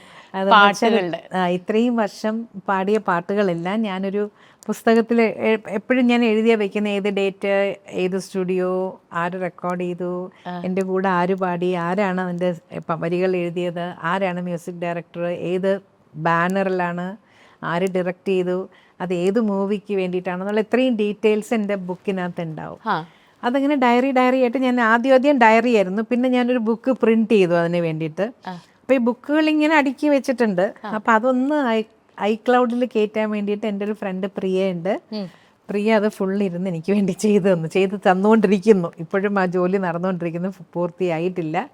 അതിനിടയ്ക്ക് കുറച്ച് ബുക്കുകൾ എൻ്റെ കയ്യിൽ നിന്ന് മിസ്സായി പോയിട്ടുണ്ട്. എൻ്റെ ട്രിവാൻഡ്രത്ത് എൻ്റെ അമ്മയുടെ വീട്ടിലത് വെച്ചിരുന്നു. വീട് ഷിഫ്റ്റ് ചെയ്യുന്ന ടൈമിൽ ചേച്ചി വീട് വെച്ച് അമ്മ അങ്ങോട്ട് മാറുമ്പോൾ ഇവിടുന്ന് എല്ലാ സാധനങ്ങളും മാറ്റിയ കൂട്ടത്തിൽ കുറച്ച് ബുക്സ് പോയി, പിന്നെ കുറച്ച് ബുക്സ് ചെതൽ കയറിപ്പോയി. ഓൾമോസ്റ്റ് 16,000 സോങ്സിന്റെ കാറ്റലോഗ് ആണ് ഈ പ്രോജക്റ്റ് അല്ലേ? അത്രയും ഓൾറെഡി ഉണ്ട്. ബാക്കി ഇനി കുറച്ച് മിസ്സായി പോയത് ഇപ്പം എങ്ങനെ കണ്ടുപിടിക്കും എന്നുള്ള ഇതിലിരിക്കുകയാണ്. അപ്പോൾ അതിൽ ആകാശവാണിയുടെ പാട്ടുകളുണ്ട്, പിന്നെ സിനിമകൾക്ക് ആൽബങ്ങൾക്ക് വേണ്ടി പാടിയ പല പല കാസറ്റ് കമ്പനികളൊക്കെ ഉണ്ടായിരുന്നല്ലോ അന്ന്, അവർക്കൊക്കെ വേണ്ടി പാടിയ പാട്ടിലൊക്കെ അങ്ങനെ കുറേ മിസ്സായി പോയിട്ടുണ്ട്. കുറേ ഫിലിം സോങ്സ് പിന്നെ ഏതെങ്കിലുമൊക്കെ പഴയത് കേൾക്കുമ്പോൾ ഞാൻ വേഗം ചോദിക്കും ഇതുണ്ടോ നോക്കൂ എന്ന് ചോദിക്കും. ഇപ്പോഴും ഞാൻ കേട്ടിട്ടില്ലാത്ത ഏതെങ്കിലും പാട്ടുകൾ കേൾക്കുമ്പോൾ. സമ്മതിച്ചിരിക്കുന്നു കേട്ടോ, ഇതൊക്കെ ഓർത്ത് വെക്കുക. ഇത്രയും പാട്ടുകൾ, ഇത്രയും ഭാഷകളിൽ, എന്തൊക്കെ ഭാഷകളാണ്. മണിപ്പൂരിയിൽ പാടിയിട്ടുണ്ട്. ഒരു പാട്ടിനകത്ത് എല്ലാ ഭാഷയും കൂടെ വരുന്നൊരു പാട്ട് ഞാൻ പാട്ടിട്ടുണ്ട്, ഒരു കന്നഡ പാട്ട്. അതിൽ ഇന്ത്യയുടെ ഇങ്ങോട്ട് താഴെ വരെ ഉള്ള എല്ലാ ഭാഷകളിലും ഓരോരോ ലൈൻ വീതേ ഉള്ളൂ, പക്ഷെ ഒരു ഫുൾ ഇത് വരുന്നൊരു പാട്ട് പാടിയിട്ടുണ്ട്. അതേതാ പാട്ട് ചേച്ചി? ഒരു ഓർമ്മയില്ല. ആൻഡ് സോ നമുക്കിനി കുസൃതി ചോദ്യത്തിലേക്ക് പോവാം. എന്താ പറയണ്ട, ഒരു വിശ്വസിക്കാൻ പറ്റാത്തൊരു എനിക്കത് എങ്ങനെ എക്സ്പ്ലെയിൻ ചെയ്യണം, എനിക്ക് ഇതൊക്കെ ഉള്ള ഒച്ച വരിക. എൻ്റെ കൺട്രോളിലല്ല ഞാൻ. നീ വന്നില്ലെങ്കിൽ ഞാൻ ആ പ്രോഗ്രാം ക്യാൻസൽ ചെയ്യുമെന്ന് പറഞ്ഞു. എന്നെ കൊണ്ടുവരാൻ വേണ്ടി പറഞ്ഞായിരിക്കല്ല, അത് റിയലായിട്ട് ക്യാൻസൽ ചെയ്യാൻ ഉദ്ദേശിച്ചിട്ടുണ്ടാവുമെന്ന് അറിയില്ല. പക്ഷേ അങ്ങനെ ഒരു വേർഡ് പറഞ്ഞു, അങ്ങനെ ഒരു വേർഡ് എൻ്റെ അടുത്ത് പറഞ്ഞു, ഞാൻ ക്യാൻസൽ പണുവേ. അപ്പോൾ പിന്നെ വേറെ അയാൾ വല്ലതും ഇട്ട് തുറന്നകത്ത് കയറി എന്ത് ചെയ്യും എന്നൊക്കെ ഉള്ളൊരു ഭയങ്കര വെപ്രാളമായിട്ട് പിന്നെ ഒടുവിൽ താഴെ റിസപ്ഷനെ വിളിച്ച് പറഞ്ഞ് ആരെങ്കിലും ഒന്ന് വന്നൊന്ന് അയാളെ പിടിച്ചുകൊണ്ട് പോകും. അങ്ങനെ